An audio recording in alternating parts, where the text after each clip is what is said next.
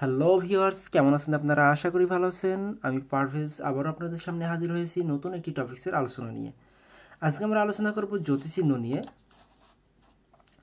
তবে আজকের আলোচনাটি হবে 2021 এডিশনের নবম দশম শ্রেণীর বাংলা ব্যাকরণ বই থেকে। সেই সাথে আলোচনা করব বর্তমানের পরিচিত মুখ গাজী মিজানুর রহমান স্যারের প্রাইমারি শিক্ষক নিয়োগ অ্যানালাইসিস বইটি থেকে, অর্থাৎ গাজী মিজানুর রহমান স্যারের বই, সেই সাথে নবম দশম শ্রেণীর বাংলা ব্যাকরণ বই, এই দুইটি অংশ থেকেই জ্যোতিচিহ্ন সম্পর্কে আলোচনা করব।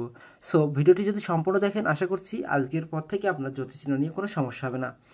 তো প্রথমে আসি আমরা নবম দশম শ্রেণীর বাংলা ব্যাকরণ বইয়ের আলোচনাতে। জ্যোতিচিহ্ন নিয়ে আলোচনা করব আমরা। মুখের কথাকে লিখিত রূপ দেওয়ার সময় কম বেশি থামা বোঝাতে যেসব চিহ্ন ব্যবহৃত হয় সেগুলোকে জ্যোতিচিহ্ন বলে। বক্তব্যকে স্পষ্ট করতেও কিছু চিহ্ন ব্যবহৃত হয়ে থাকে। জ্যোতিচিহ্নকে বিরামচিহ্ন বা বিরতি চিহ্ন বলা হয়। অর্থাৎ জ্যোতিচিহ্নকে বিরামচিহ্ন আবার বিরতি চিহ্ন বলা হয়। বাংলা ভাষায় প্রচলিত জ্যোতিচিহ্নগুলো হলো দাড়ি, কমা, সেমিকলন, প্রশ্নচিহ্ন, বিস্ময়সূচক চিহ্ন, হাইফেন, ড্যাশ, কোলন, বিন্দু, লোভ চিহ্ন, ত্রিবিন্দু, উদাহরণ চিহ্ন, বন্ধনী চিহ্ন, বিকল্প চিহ্ন। লক্ষ্য করুন, দাড়ি অর্থাৎ আমরা যেটাকে ছেদ বলে জানি, comma, semicolon, semicolon, hyphen, semicolon, colon আর কমা, তিনটার ভিতরে লক্ষ্য করুন একটু যে কমাতে শুধুমাত্র কমা আছে, আর সেমিকলনে কমার উপর একটু বিন্দু আছে। এই যে বিন্দু, বিন্দুর সাথে কমা, সেটা হচ্ছে আমাদের সেমিকলন। আর কোলন হচ্ছে দুইটা বিন্দু মিলে হচ্ছে, উপর নিচ মিলে যে দুইটা বিন্দু, সেটা দিয়ে হচ্ছে আমাদের কোলন।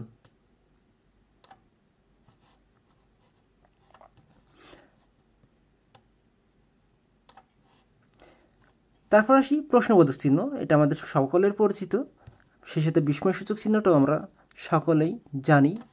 এই চিহ্নগুলো আমাদের প্রবলেম হয় না, দাড়ি চিহ্ন, প্রশ্নবোধক চিহ্ন, বিস্ময়সূচক চিহ্ন।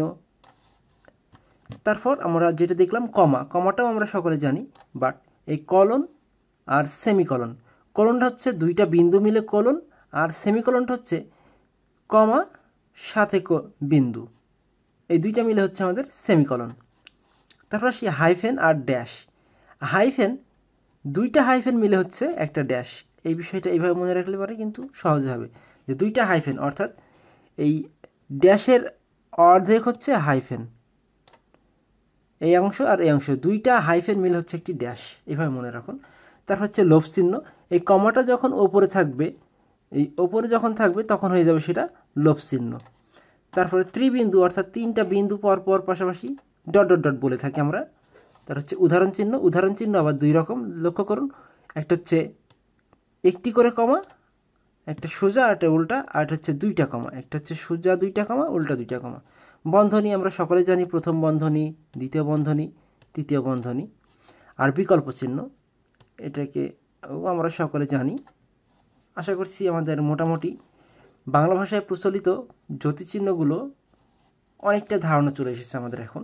আসুন এখন লক্ষ্য করুন, 1 নম্বর হচ্ছে আমাদের দাড়ি। আমরা একটু কালারটা চেঞ্জ করে নিই। 1 নম্বর হচ্ছে আমাদের দাড়ি। দাড়ি সাধারণত বাক্যের সমাপ্তি নির্দেশ করে, যেমন প্রান্ত ফুটবল খেলা পছন্দ করে। তারপর আছে আমাদের কি, দাড়ি চিহ্ন। যথাযথ যথাযথ অনুসন্ধানের পর বলা যাবে কি ঘটেছে বা কি ঘটেছিল, তারপর দাড়ি চিহ্ন দেওয়া আছে। অর্থাৎ বাক্যের সমাপ্তি নির্দেশ, সাধারণত বাক্যের সমাপ্তি নির্দেশ করে এই দাড়ি চিহ্ন। তারপর আমাদের 2 নম্বর আছে কি, কমা। কমা সামান্য বিরতি নির্দেশ করে। শব্দ, বর্গ, অধীন বাক্যকে আলাদা করতে কমা ব্যবহৃত হয়। এই লাইনটা খুব ভালোভাবে মনে রাখবেন যে শব্দ, বর্গ, অধীন বাক্যকে আলাদা করতে কমা ব্যবহার করা হয়। আর কমা সামান্য বিরতি নির্দেশ করে। কমা কি করে, সামান্য বিরতি নির্দেশ করে। যেমন গ্রীষ্ম, বর্ষা, শরৎ, হেমন্ত, শীত ও বসন্ত বাংলাদেশ এই 6টি ঋতুর দেশ। এখানে প্রত্যেকটাতে কিন্তু একটি করে কমা বসেছে। গ্রীষ্ম, বর্ষা, শরৎ, শীত ও বসন্ত। তার হচ্ছে নিবিড় অধ্যয়ন, কঠোর পরিশ্রম ও সময়নিষ্ঠ থাকলে সাফল্য আসবে। সুজন, দেখো তো কে এসেছে। সুজন, দেখো তো কে এসেছে। লক্ষ্য করুন এখানে কিন্তু আমি সামান্য থামছি। সুজন, দেখো তো কে এসেছে। কাল তুমি যাকে দেখেছ তিনি আমার বাবা। কাল তুমি যাকে দেখেছ তিনি আমার বাবা। রবীন্দ্রনাথ ঠাকুর বলছেন, পাপকে ঠেকাবার জন্য কিছু না করাই তো পাপ। তাহলে আমরা কমা মানে বুঝলাম যে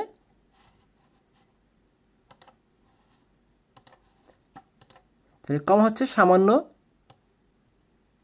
বিরতি নির্দেশ করে, আর সেই সাথে শব্দ, বর্গ, অধীন বাক্যকে আলাদা করতে এই কমার ব্যবহার হয়। তাহলে আমরা প্রথমে দেখলাম দাড়ি, যেটা বাক্যের সমাপ্তি নির্দেশ করে, আর দ্বিতীয় দেখলাম আমরা হচ্ছে কমা, সামান্য বিরতি নির্দেশ করে আর শব্দ, বর্গ ও অধীন বাক্যকে আলাদা করে। তারপর আমরা দেখব সেমিকলন। সেমিকলনের চিহ্নটা হচ্ছে ফোঁটা বা বিন্দু, তারপর কমা। বিন্দু আর কমা মিলে হচ্ছে সেমিকলন। বিন্দু আর কমা মিলে হচ্ছে সেমিকলন। মানে জাস্ট মনে রাখার জন্য কথাগুলো বলা। স্বাধীন অথচ ঘনিষ্ঠভাবে সম্পর্কিত একাধিক বাক্যকে এক বাক্যে পরিণত করার কাজকে অথবা একই ধরনের বর্গকে পাশাপাশি সাজাতে সেমিকলন ব্যবহৃত হয়। আমরা এর আগে কি পড়লাম কমার ক্ষেত্রে, যে সামান্য বিরতি আর শব্দ, বর্গ ও অধীন বাক্যকে, এটা হচ্ছে অধীন বাক্যকে, আর এখানে হচ্ছে স্বাধীন অথচ ঘনিষ্ঠভাবে এক, এটা হচ্ছে স্বাধীন। তাহলে সেমিকলন হচ্ছে স্বাধীন আর কমা হচ্ছে অধীন বাক্য।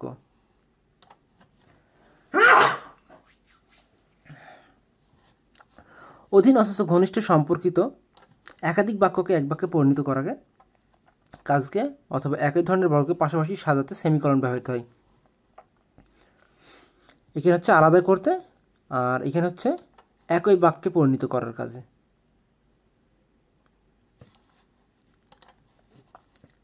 সেমিকলন হচ্ছে আমাদের স্বাধীন বাক্য, সেই সাথে একাধিক বাক্যকে এক বাক্যে পরিণত করার কাজে। সোহাগ ক্রিকেট পছন্দ করে, আমি ফুটবল পছন্দ করি। দেখছেন দুইটা বাক্য, এখানে হচ্ছে সোহাগ ক্রিকেট পছন্দ করে আর আমি ফুটবল পছন্দ করি। এই দুইটা বাক্যকে এক বাক্যে ঘনিষ্ঠ করার জন্যই এখানে সেমিকলন ব্যবহার করা হয়েছে।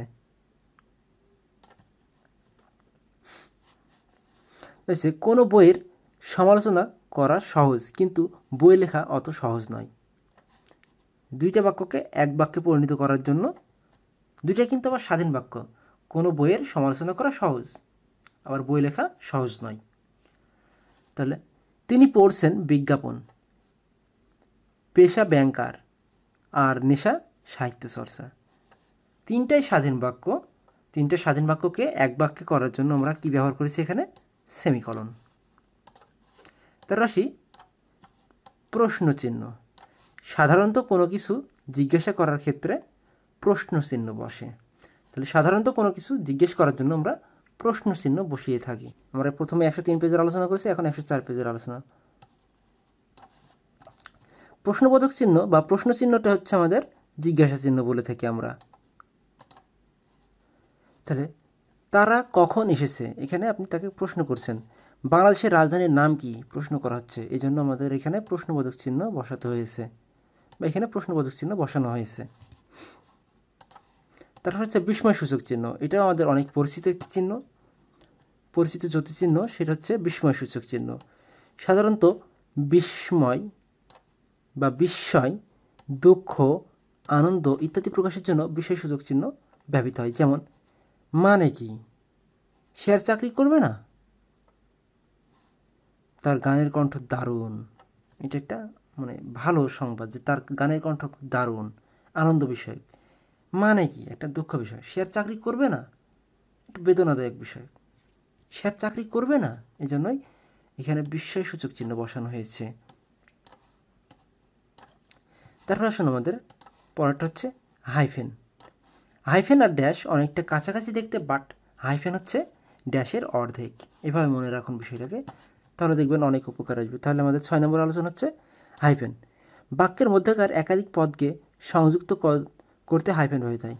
বাক্যের মধ্যকার একাধিক পদকে, এই লাইনটা একটু মনে রাখবেন যে একাধিক পদকে কি করবে, সংযুক্ত করবে। সংযুক্ত করতে কী ব্যবহৃত হবে, হাইফেন। বাক্যের মধ্যকার একাধিক পদকে সংযুক্ত করতে হাইফেন ব্যবহৃত হয়। সমাসবদ্ধ পদের ক্ষেত্রেও কিন্তু দেখি আমরা হাইফেন ব্যবহৃত হয়। যেমন সমাসবদ্ধ পদ আছে বাবা মা, তাহলে বাবা মার কাছে সন্তানের গৌরব সবচেয়ে বড় গৌরব। জাতি ধর্ম বর্ণ নির্বিশেষে সকলেই দেশের কল্যাণে কাজ করতে হবে। তাহলে এখানে জাতি ধর্ম বর্ণ, এই যে একাধিক পদ, এই এই জাতি ধর্ম বর্ণ এইগুলো এক একটি পদ, এই পদগুলোকে এক পদে সংযুক্ত করতে কী ব্যবহৃত হয়েছে, আমাদের হাইফেন ব্যবহৃত হয়েছে। তারপর আসি ড্যাশ। সাধারণত দুটি বাক্যকে এক বাক্যে পরিণত করার কাজে বা ব্যাখ্যাযোগ্য বাক্যাংশের আগে পরে ড্যাশ ব্যবহৃত হয়। যেমন বাংলাদেশ দল জয়লাভ করেছে, বিজয়ের আনন্দে দেশের জনগণ উচ্ছ্বসিত। ওই লোকটি যেন গতকাল এসেছিল, ওই লোকটি যিনি গতকাল এসেছিলেন তিনি আমার মামা। তাহলে সাধারণত দুটি বাক্যকে এক বাক্যে পরিণত করার কাজে বা ব্যাখ্যাযোগ্য বাক্যাংশের আগে পরে ড্যাশ ব্যবহৃত হয়। এখানে সাধারণত দুটি বাক্য এক বাক্যে পরিণত হয়েছে। আর ব্যাখ্যাযোগ্য বাক্যাংশের আগে পরে ড্যাশ ব্যবহৃত হয়ে এখানে ওই লোকটি, এবার আমি একটা ব্যাখ্যা দিচ্ছি, যিনি গতকাল এসেছিলেন তিনি আমার মামা। ওই লোকটি যিনি গতকাল এসেছিলেন তিনি আমার মামা। তাহলে ব্যাখ্যাযোগ্য বাক্যাংশের আগে পরে ড্যাশ ব্যবহৃত হয়, আবার দুটি বাক্যকে এক বাক্যে পরিণত করার ক্ষেত্রেও ড্যাশ ব্যবহৃত হয়।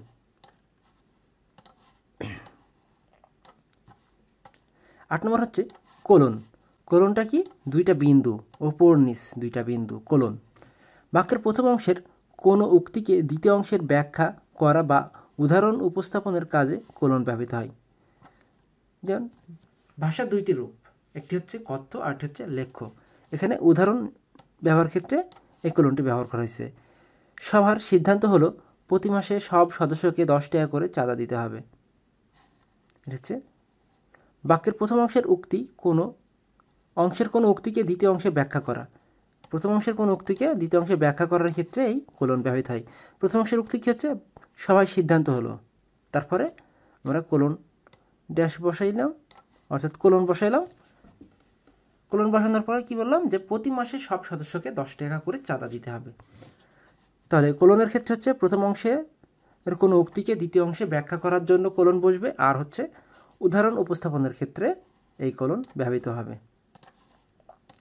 তারপর সেই উদাহরণ চিহ্ন। উদাহরণ চিহ্ন দুই রকম, একটা হচ্ছে একটি করে কমা সোজা এবং উল্টা, আর একটা হচ্ছে দুইটা করে কমা সোজা এবং উল্টা। সেই দুইটাই কি থাকবে, ওপরের দিকে থাকবে। কোনো কিছুর উদ্ধৃতি করার কাজে উদাহরণ চিহ্ন ব্যবহৃত হয়। উদাহরণ চিহ্ন দুই রকম, একক ও দ্বৈত। যেমন সিরাজউদ্দৌলা একটি ঐতিহাসিক নাটক। যে আমাদের কণ্ঠ শুনে প্রিয়ন্তী ঘর থেকে বেরিয়ে এলো। ও আপনারা এসে গেছেন, বাসা চিনতে কোনো কষ্ট হয়নি তো? লক্ষ্য করুন এখানে কমা চিহ্ন ব্যবহৃত হয়েছে, উদাহরণ চিহ্ন ব্যবহৃত হয়েছে, বিস্ময়সূচক চিহ্ন ব্যবহৃত হয়েছে, আবার প্রশ্নবোধক চিহ্ন ব্যবহৃত হয়েছে। বাট আমরা এখানে দেখতেছি উদাহরণ চিহ্নের ব্যবহার। এই যে উদাহরণ চিহ্ন, এগুলো হচ্ছে দ্বৈত উদাহরণ চিহ্ন, আর এটা হচ্ছে একক উদাহরণ চিহ্ন। সিরাজউদ্দৌলার ক্ষেত্রে একক উদাহরণ চিহ্ন, অর্থাৎ একটি করে কমা, একটা সোজা আর একটা উল্টা, আমাদের বোঝার জন্য বলতেছি। তারপর আসুন 10 নম্বর হচ্ছে বন্ধনী। বন্ধনী হচ্ছে প্রথম বন্ধনী, দ্বিতীয় বন্ধনী, তৃতীয় বন্ধনী। আমরা অঙ্কের ক্ষেত্রে, সরল অঙ্কের ক্ষেত্রে বেশিরভাগ দেখতে পাই এই বন্ধনীগুলোর ব্যবহার। তো অতিরিক্ত তথ্য উপস্থাপন বা কাল নির্দেশের ক্ষেত্রে বন্ধনী ব্যবহৃত হয়। তাহলে এটা আমাদের জন্য অত্যন্ত গুরুত্বপূর্ণ যে অতিরিক্ত তথ্য উপস্থাপন ও কাল নির্দেশের ক্ষেত্রে বন্ধনীর ব্যবহার হয়। বন্ধনী 3 প্রকার, একটা হচ্ছে প্রথম বন্ধনী, দ্বিতীয় বন্ধনী এবং তৃতীয় বন্ধনী। তিনি বাংলা ভাষার বিবর্তন নিয়ে আলোচনা করবেন। মাঝে দেখুন চর্যাপদের সময় থেকে পরবর্তী সময়, এখানে কি ব্যবহার করা হয়েছে, একটা অতিরিক্ত তথ্য উপস্থাপন করা হয়েছে যে চর্যাপদের সময় থেকে পরবর্তী সময় পর্যন্ত।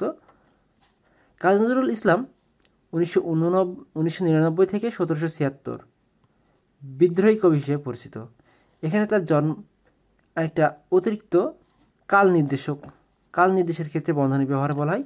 এই কাল নির্দেশ ব্যবহার করা হয়েছে যে অমুক সময়কাল থেকে অমুক সময়কাল পর্যন্ত তিনি বিদ্রোহী কবি হিসেবে পরিচিত ছিলেন। বিন্দু, শব্দ সংক্ষেপ, ক্রমনির্দেশ ইত্যাদি কাজে বিন্দু ব্যবহৃত হয়। একটি শব্দের সংক্ষেপ করার ক্ষেত্রে এই বিন্দু ব্যবহৃত হবে, আবার ক্রমনির্দেশ ইত্যাদি কাজে বিন্দু ব্যবহৃত হবে। যেমন ডক্টর, এই যে ডক্টরকে আমরা সংক্ষেপে ড বিন্দু দিয়েছি। ভাষার প্রধান উপাদান 4টি: 1 ধ্বনি, 2 শব্দ, 3 বাক্য, 4 বাক্যার্থ। এখানে 1-এর পরে বিন্দু দেওয়া হয়েছে, 2-এর পরে বিন্দু, 3-এর পরে বিন্দু, 4-এর পরে বিন্দু। এই যে ক্রমনির্দেশের ক্ষেত্রে আমরা বিন্দু ব্যবহার করতেছি। এটা গেল সিঙ্গেল বিন্দু। লক্ষ্য করুন এখানে কিন্তু আবার ত্রিবিন্দু রয়েছে। এখন ত্রিবিন্দুর ব্যবহার আমরা দেখব।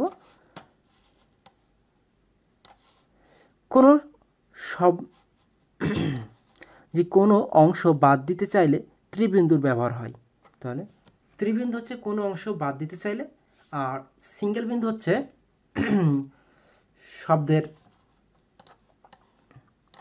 শব্দ সংক্ষেপ আর ক্রমনির্দেশের ক্ষেত্রে সিঙ্গেল বিন্দু।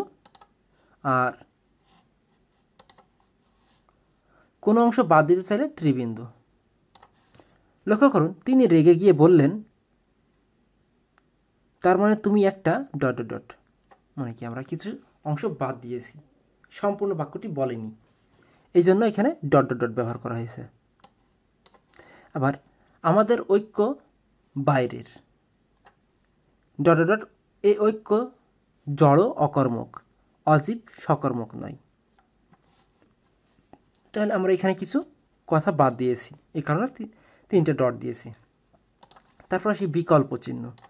বিকল্প চিহ্নকে আমরা অনেক সময় বাই বলে থাকি, ম্যাথের ক্ষেত্রে বা অঙ্কের ক্ষেত্রে আমরা বলি যে 1/, এত এরকম বলে থাকি। তাই একাধিক একটির বদলে অন্যটির সম্ভাবনা বোঝাতে বিকল্প চিহ্ন ব্যবহৃত হয়। যেমন শুদ্ধ, অশুদ্ধ, জ্যোতিচিহ্ন। শুদ্ধ অশুদ্ধ চিহ্নিত করো, অর্থাৎ এখানে একটা প্রশ্নের হয় এইটা অথবা এটা চিহ্নিত করো। যেমন হয় টিক দাও অথবা ক্রস চিহ্ন। আমরা যখন বিভিন্ন জরিপ করে থাকি তখন এই ধরনের ছকের ব্যবহার করে থাকি। যাই হোক, আমাদের নবম দশম শ্রেণীর বাংলা ব্যাকরণের আলোচনা মোটামুটি শেষ। আমরা এবার আলোচনা করব গাজী মিজানুর রহমান স্যারের প্রাইমারি শিক্ষক নিয়োগ অ্যানালাইসিস বইটি থেকে বিরাম চিহ্ন সম্পর্কে। প্রথমে যে আলোচনাগুলো রয়েছে সেটি হচ্ছে বাক্যের অর্থ সুস্পষ্টভাবে প্রকাশ করার জন্য বাক্য উচ্চারণের সময় বাক্যের মাঝে ও শেষে বিরতি দিতে হয়। এই বিরতির পরিমাণ প্রয়োজন অনুযায়ী কম বেশি হয়ে থাকে। আবার বাক্য উচ্চারণের সময় বিভিন্ন আবেগের জন্য উচ্চারণ বিভিন্ন হয়ে থাকে। বাক্যটি লেখার সময় এই বিরতি ও আবেগের ভিন্নতা প্রকাশ করার জন্য যে চিহ্নগুলো ব্যবহার করা হয় তাদেরকে বিরাম চিহ্ন বা জ্যোতিচিহ্ন বা ছেদ চিহ্ন বলা হয়। প্রাচীন বাংলায় 2টি বিরাম চিহ্ন ব্যবহার করা হতো, দাড়ি, 2 দাড়ি, অর্থাৎ 1 দাড়ি ও 2 দাড়ি। পরবর্তীতে ঈশ্বরচন্দ্র বিদ্যাসাগর ইংরেজি ভাষার অনুকরণে বাংলায় আরও অনেকগুলো বিরাম চিহ্নের প্রচলন করেন। জ্যোতি বা ছেদ চিহ্নের প্রবর্তক ঈশ্বরচন্দ্র বিদ্যাসাগর। জ্যোতিচিহ্ন মোট 12টি, ব্যাকরণিক চিহ্ন 4টি, কিন্তু বাংলা একাডেমির প্রমিত বাংলা ভাষার ব্যাকরণ 2য় খণ্ড 227 পৃষ্ঠা এবং দ্বিতীয় সংস্কার 2012 অনুযায়ী জ্যোতি বা ছেদ চিহ্ন হচ্ছে 16টি। মূলত বাংলা একাডেমির প্রমিত বাংলা ভাষার ব্যাকরণ বইয়ের ব্যাকরণিক চিহ্ন 4টি, সব মোট 16টি জ্যোতি বা ছেদ চিহ্ন দেখানো হয়েছে। অর্থাৎ যে মোট জ্যোতিচিহ্ন মোট 12টি আর সেই সাথে ব্যাকরণিক চিহ্ন 4টি, এই সবগুলো মিলে দেখানো হয়েছে 16টি। তাহলে আমরা যদি পরীক্ষার হলে দেখি যে জ্যোতিচিহ্ন কয়টি, অপশনে যদি 12টি থাকে তাহলে 12টি দিব, আর যদি অপশনে 12টি না থাকে 16টি থাকে তাহলে আমাদেরকে উত্তর করতে হবে 16টি। আশা করছি বিষয়টি ক্লিয়ার। এবার আসুন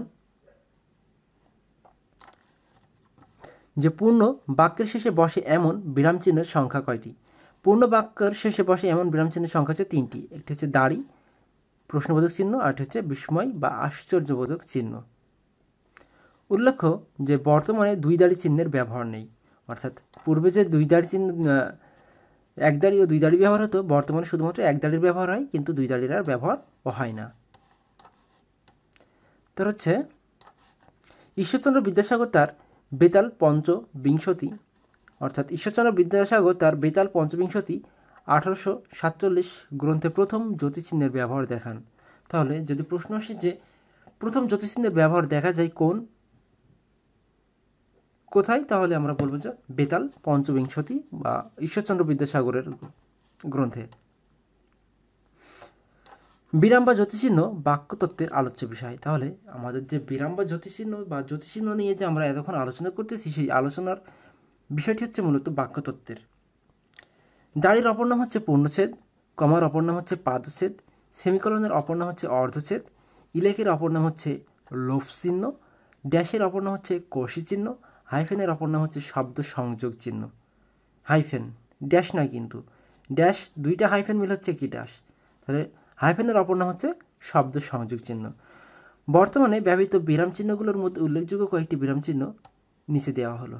জ্যোতিচিহ্নর নাম, আকৃতি, বিরতির পরিমাণ, অর্থাৎ কোন জ্যোতিচিহ্নতে কতটুকু সময় আমাদেরকে বিরতি থাকতে হবে সেটা সব এখানে দেওয়া আছে। বাট নবম দশম শ্রেণীর বাংলা ব্যাকরণের 21 এডিশনে কিন্তু এই তথ্যটি নাই। এর আগে যে বিভিন্ন এগুলো পড়লাম সেগুলোও কিন্তু নাই, যে কমার অপর নাম, আরেকবার দেখাই দিয়ে আসি আপনার, এই যে এইগুলো কিন্তু দেওয়া নাই, যে বিরাম চিহ্ন কোন বাক্যতত্ত্বের আলোচ্য বিষয়, মানে ওই টপিক্সের এইভাবে আলাদাভাবে আলোচনা করা হয়। দাড়ি চিহ্নের অপর নাম পূর্ণচ্ছেদ, কমার অপর নাম পাদচ্ছেদ, সেমিকলনের অপর নাম অর্ধচ্ছেদ, ইলেকের অপর নাম লোভ চিহ্ন, ড্যাশের অপর নাম হচ্ছে কষি চিহ্ন, আর হাইফেনের অপর নাম হচ্ছে শব্দ সংযোগ চিহ্ন। আশা করছি এটা বিষয়টা ভালোভাবে আয়ত্ত করে নেবেন। তাহলে দাড়ির অপর নাম হচ্ছে পূর্ণচ্ছেদ, কমার অপর নাম পাদচ্ছেদ, সেমিকলনের অপর নাম অর্ধচ্ছেদ, হাইফেনের ইলেকের অপর নাম হচ্ছে লোভ চিহ্ন, আর ড্যাশের অপর নাম কষি চিহ্ন, হাইফেনের অপর নাম হচ্ছে শব্দ সংযোগ। আসুন আমরা এখন দেখব কোন জ্যোতিচিহ্নে কতটুকু সময় থামতে হয় এবং জ্যোতিচিহ্নগুলো আরেকবার দেখে নিই আমরা। কমাটা আমরা সকলে চিনি। কমা এক বলতে যে সময় লাগে সেই পরিমাণ সময় আমাদেরকে কমা চিহ্নের ক্ষেত্রে বা কমা যে জ্যোতিচিহ্ন সেই ক্ষেত্রে আমাদেরকে থামতে হবে। কোনো বাক্যে যদি আপনারা কমা দেখেন তাহলে এক বলতে যে সময় লাগবে সেই সময় পর্যন্ত আপনাকে থামতে হবে। দাড়ি বা পূর্ণচ্ছেদের ক্ষেত্রে আমাদেরকে 1 সেকেন্ড থামতে হবে। জিজ্ঞাসা চিহ্ন বা প্রশ্নবোধক চিহ্ন 1 সেকেন্ড থামতে হবে। বিস্ময়সূচক বা আশ্চর্যবোধক চিহ্ন 1 সেকেন্ড থামতে হবে। তাহলে আমরা যে দেখলাম যে বাক্যের শেষাংশে বসে এরকম 3টা চিহ্ন ছিল, সেটা হচ্ছে দাড়ি, প্রশ্নবোধক চিহ্ন এবং বিস্ময়সূচক চিহ্ন। এই 3টাতে কিন্তু আমাদেরকে 1 সেকেন্ড সময় থামতে হচ্ছে। আর কমার ক্ষেত্রে এক বলতে যত সময় লাগে সেই সময়। ড্যাশের ক্ষেত্রে 1 সেকেন্ড সময়, colon dash 1 second, colon 1 second, semicolon. লক্ষ্য করুন এই যে কমা, তাছাড়া একটু বেশি চিহ্ন দেওয়া আছে সেমিকলনে, বিন্দু সাথে কমা। এই জন্য মনে রাখুন যে বিন্দু আর কমা যখন একসাথে থাকবে তখন শুধু কমা থাকলে তো আমরা 1 সেকেন্ড এক বলতে যে সময় লাগে সেই সময় থামতামই।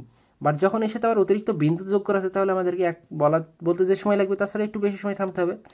এখানে কিন্তু সেভাবেই বলা আছে, এক বলার দ্বিগুণ সময়, অর্থাৎ এক বল আর সময় পর্যন্ত আমরা থামবো যদি কমা থাকে, আর বিন্দু আর কমা একসঙ্গে থাকলে আমরা বলবো যে এক বলার দ্বিগুণ সময় থামতে হবে। উদাহরণ চিহ্ন এক বলতে যে সময়, অর্থাৎ এক বলতে যে সময় লাগে সেই সময় পর্যন্ত আমাদেরকে উদাহরণ চিহ্নগুলোতে থামতে হবে। হাইফেনে থামার তো প্রয়োজন নেই, ইলেক বা লোভ চিহ্নের ক্ষেত্রে থামার প্রয়োজন নেই, বন্ধনীতে থামার প্রয়োজন নেই। এবার আসি আমরা জ্যোতিচিহ্নের ব্যবহারগুলো দেখব একটু। বিভিন্ন পরীক্ষাতে যেসব প্রশ্নগুলো বারবার এসেছে সেসব প্রশ্নগুলো স্যার এইখানে সংক্ষেপে শর্টে, মানে অনেকগুলো প্রশ্ন একই প্রশ্ন অনেক সময় এসেছে, সেরকম প্রশ্নগুলো বারবার না দিয়ে একবারেই এখানে দেওয়া হয়েছে। সো সেটা হচ্ছে লেখার সময় বিশ্রামের জন্য আমরা যে চিহ্ন ব্যবহার করে থাকি তাকে কি বলে? বিরাম চিহ্ন। অর্থাৎ প্রশ্নটা যদি এরকম হয় যে লেখার সময় বিশ্রামের জন্য আমরা যে চিহ্ন ব্যবহার করি তাকে কি বলে, তখন উত্তর হবে বিরাম চিহ্ন। বিরাম চিহ্নের আরেক নাম হচ্ছে জ্যোতি বা ছেদ চিহ্ন। দুটি বাক্যের মধ্যে অর্থের সম্পর্ক থাকলে কোন চিহ্ন ব্যবহৃত হয়? সেমিকলন। অর্থাৎ দুটি বাক্যের মধ্যে অর্থের সম্পর্ক থাকলে আমরা সেমিকলন ইউজ করব। আর সেমিকলনের ক্ষেত্রে আমরা কত সময় থামবো? এক বলার দ্বিগুণ সময়। যে একটি পূর্ণ বাক্যের পরে অন্য আরেকটি বাক্য অবতরণ করতে যে চিহ্ন ব্যবহৃত হয়, একটি পূর্ণ বাক্য পরে আরেকটি বাক্য, অর্থাৎ কোলন চিহ্ন। কোলন চিহ্ন। সবাই সিদ্ধান্ত হলো 3 মাস পর সবাই বাড়িতে চাঁদা দিবে। আমরা নবম দশম শ্রেণীর বইয়ে এই উদাহরণটি কিন্তু পড়ে এসেছিলাম। দুইটি পদের সংযোগ স্থলকে কি বলে? হাইফেন। সমাসবদ্ধ পদের অংশগুলোকে বিচ্ছিন্ন করে দেখানোর জন্য কোন চিহ্ন ব্যবহৃত হয়? হাইফেন। যে সমাসবদ্ধের এই কথাটি কিন্তু এখানে ছিল না, বাট এখানে আছে। এটা একটু মনে রাখবেন যে দুইটি পদের সংযোগ স্থলে হাইফেন বসবে। যে বাবা মা বলেছিলাম আমি, মা বাবা বা ভাই বোন, এক্ষেত্রে আমাদের হাইফেন বসানো হয়েছে। আর সমাসবদ্ধ পদের ক্ষেত্রে এই যে জলস্থলে হাতে কলমে এখানে হাইফেন বসানো হয়েছে। সমজাতীয় একাধিক পদ পরপর থাকলে কোন চিহ্ন বসে? সমজাতীয় একাধিক পদ পরপর থাকলে কোন চিহ্ন বসে? কমা বসবে। যেমন সে একজন মেধাবী, সৎ ও পরোপকারী, এক্ষেত্রে আমরা কমা বসাবো। বাড়ি বা রাস্তা নামের পর কোন বিরাম চিহ্ন বসে? এই প্রশ্নটি কিন্তু অনেকবার এসেছে। কমা। বাড়ি বা রাস্তা নামের পরে কোন চিহ্ন বসবে? কমা। লক্ষ্য করুন 38, বাংলা বাজার, ঢাকা 1100। সম্বন্ধ পদের পরে কোন চিহ্ন বসে? এটা অনেক গুরুত্বপূর্ণ, সেই কারণে কিন্তু আমি হাইলাইটার দিয়ে লিখেছি, এগুলো হাইলাইটার দিয়ে দিয়েছি যে সমাসবদ্ধ পদের পরে কোন চিহ্ন বসে? কমা বসে। বন্ধু তুমি কি আজ ফিরবে? এখানে কমা বসেছে। সম্বন্ধ পদ। বন্ধু বলে আমরা কি আমাদের ফ্রেন্ডকে বলি বন্ধু তুই কোথায় যাচ্ছিস? সেই একইভাবে এখানে একটি উদাহরণ দিয়েছে যে বন্ধু তুমি কি আজকে ফিরবে? কমা। বন্ধু, এই যে কমা আছে, সেক্ষেত্রে আমাদের কি করতে হবে? এক বলতে যত সময় লাগবে সেই পরিমাণ সময় আমাদের থামতে হবে। বন্ধু তুমি কি আজ ফিরবে? লাস্টে জিজ্ঞাসা চিহ্ন আছে। আবার হৃদয়াবেগ প্রকাশ করতে কোন চিহ্ন ব্যবহৃত হয়? বিস্ময় বা আশ্চর্যবোধক চিহ্ন। যেমন আহা কি আনন্দ আকাশে বাতাসে। ইলেক বা লোভ চিহ্ন কখন ব্যবহৃত হয়? বর্ণের বিলুপ্তির জন্য। যেমন দুটি। বর্ণের বিলুপ্তির জন্য। ইলেক বা লোভ চিহ্ন কখন ব্যবহৃত হয়? বর্ণের বিলুপ্তির জন্য। উত্তর হচ্ছে বর্ণের বিলুপ্তির জন্য। যেমন দুইটি, এখানে দুই তারপর ইলেক চিহ্ন দিয়ে টি লেখা আছে, বাট পুরো বাক্যটি হচ্ছে দুইটি। কথাটির হর্ষাই বর্ণটি বাদ দিয়ে ইলেক বা লোভ চিহ্ন ব্যবহৃত হয়েছে। শব্দের সংক্ষিপ্ত ব্যবহারের ক্ষেত্রে কোন বিরাম চিহ্ন ব্যবহৃত হয়? বিন্দু। আমরা পড়ে এসেছিলাম ডক্টরের ক্ষেত্রে ডক্টরের ক্ষেত্রে ডি তারপরে বিন্দু। কম অপেক্ষা বেশি বিরতির জন্য প্রয়োজন হলে সেক্ষেত্রে কী করবে? সেমিকলন। আমরা বলেছিলাম সেমিকলন চিহ্ন হচ্ছে একটা কমা তার উপরে বিন্দু। বাক্যে কখন দাঁড় চিহ্ন ব্যবহার করতে হয়? বাক্যের পূর্ণচ্ছেদ বোঝাতে। প্রথম বন্ধনী সাহিত্যে কী অর্থে ব্যবহৃত হয়? যে প্রথম বন্ধনী সাহিত্যে কী অর্থে ব্যবহৃত হয়, অর্থাৎ এই তথ্যটা ওই নবম দশম শ্রেণীর বাংলা ব্যাকরণ বইয়ে দেওয়া ছিল না, এখানে দেওয়া আছে যে প্রথম বন্ধনী সাহিত্যে কী অর্থে ব্যবহৃত হয়? ব্যাখ্যামূলক কোনো কিছু বোঝাতে, অর্থাৎ ব্যাখ্যামূলক কোনো কিছু বোঝালে প্রথম বন্ধনী দ্বারা ব্যবহৃত হবে। যে উদ্ধৃত চিহ্ন কয় প্রকার? 2 প্রকার। একক বা সিঙ্গেল উদ্ধৃত চিহ্ন, 2 বা ডাবল উদ্ধৃত চিহ্ন। বক্তার বক্তব্য সরাসরি তুলে ধরতে 2 বা ডাবল চিহ্ন ব্যবহৃত হয়, আর বাকি সব ক্ষেত্রে বর্তমানে 2 বা ডাবল চিহ্নের পরিবর্তে একক বা সিঙ্গেল উদ্ধৃত চিহ্ন ব্যবহৃত হয়। যেমন কামাল বলল তোমাকে আমার সঙ্গে একবার যেতে হবে। বর্ণ হলো ধ্বনির নির্দেশক প্রতীক। বর্ণ হলো ধ্বনি নির্দেশক প্রতীক। এই তো গেল আমাদের মোটামুটি আলোচনা শেষ। আমরা এখন বিগত পরীক্ষাতে যেসব প্রশ্নগুলো বারবার এসেছে সেরকম কিছু প্রশ্ন উত্তর আমরা এখন দেখব। প্রথম প্রশ্নটা হচ্ছে যে লেখার সময় বিশ্রামের জন্য আমরা যে চিহ্ন ব্যবহার করে থাকি সেগুলোকে কি বলে? উত্তর হচ্ছে খ, বিরাম চিহ্ন। বিরাম চিহ্ন কেন ব্যবহার করা হয়? বাক্য সংকোচনের জন্য, বাক্যের অর্থ স্পষ্ট করার জন্য, বাক্যের সৌন্দর্য প্রদান করার, বাক্যকে অলঙ্কৃত করার জন্য। উত্তর হচ্ছে খ, বাক্যের অর্থ স্পষ্টীকরণের জন্য। 3 নম্বর প্রশ্ন হচ্ছে বাংলা ভাষায় জ্যোতিচিহ্ন প্রচলন করেন কে? আমরা প্রথমে পড়ে এসেছিলাম ঈশ্বরচন্দ্র বিদ্যাসাগর। বাংলা ভাষায় জ্যোতিচিহ্ন বা ছেদ চিহ্ন মোট কয়টি? এই যে এখানে অপশন হচ্ছে 12টি। আমি আপনাদেরকে বলেছিলাম যদি 12টি অপশনে না থাকে তাহলে আপনার অপশনে দেখবেন 16টি থাকবে, তখন 16টি উত্তর করতে হবে। বিরাম চিহ্ন ব্যবহার হয় না, অর্থাৎ বিরাম চিহ্ন ব্যবহৃত হয় না কোথায় সেটা জানতে চাচ্ছে? বক্তার মেজাজ স্পষ্ট করতে। বক্তার মেজাজ স্পষ্ট করতে বিরাম চিহ্ন ব্যবহৃত হয় না। বিরাম চিহ্ন তাহলে কোথায় ব্যবহৃত হয়? বাক্যকে অলঙ্কৃত করতে, শ্বাস বিরতির জায়গা দেখাতে, বাক্যের অর্থ সহজভাবে বোঝাতে, এগুলোতে ব্যবহৃত হয়। কমা কোথায় বসে? বাক্যের মাঝে কোনো পদ ব্যাখ্যা করার জন্য, কোনো অপূর্ণ বাক্যের পর সম্বোধনের পর, এই যে সম্বোধন পদের পর বসে।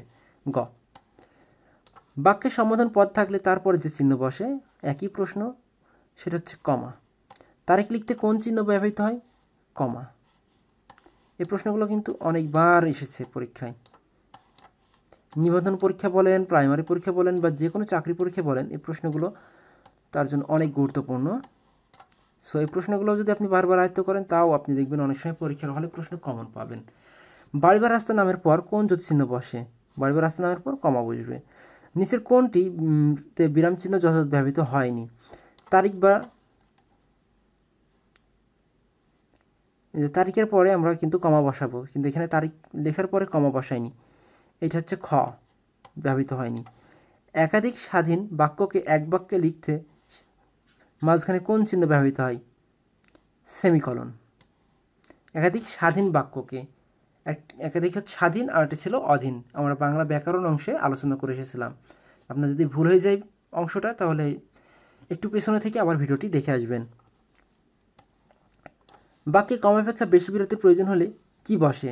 সেখানে কমাপেক্ষা অধিকতর বিরাম আবশ্যক, সেখানে কোন চিহ্ন বসে? অর্থাৎ যেখানে কমাপেক্ষা অধিক বিরাম আবশ্যক, সেখানে কোন চিহ্ন বসবে? সেটা হচ্ছে সেমিকলন। একটি অপূর্ণ বাক্যের পর অন্য আরেকটি বাক্যের অবর্তনা করতে হলে কোন বিরাম চিহ্ন ব্যবহৃত হয়? কোলন। নিচের কোনটি কোলন? কোলন হচ্ছে এইটা, এটা কিন্তু বিসর্গ চিহ্ন। যে চন্দ্রবিন্দু বিসর্গ, হসন্ত বিসর্গ চন্দ্রবিন্দু আছে না, সেই বর্ণ এটা, আর এটা হচ্ছে কোলন। বিসর্গের ভিতরে মাঝে ফাঁকা থাকবে, আর কোলনের মাঝে কোনো ফাঁকা থাকবে না।